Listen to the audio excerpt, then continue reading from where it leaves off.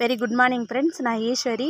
நான் wastage agri product use பண்ணி அதிக மகசூல் வந்திருக்குது மல்லிப்பூ செடியில். ஆனால் வெஸ்டேஜ் அக்ரி ப்ராடக்ட் யூஸ் பண்ணாத செடியில் மகசூல் வரல. ஏன்னா அதில் நான் களை எடுக்காத காரணத்தினால நான் அந்த ப்ராடக்ட் அங்கே யூஸ் பண்ண முடியல மற்ற செடிக்கு.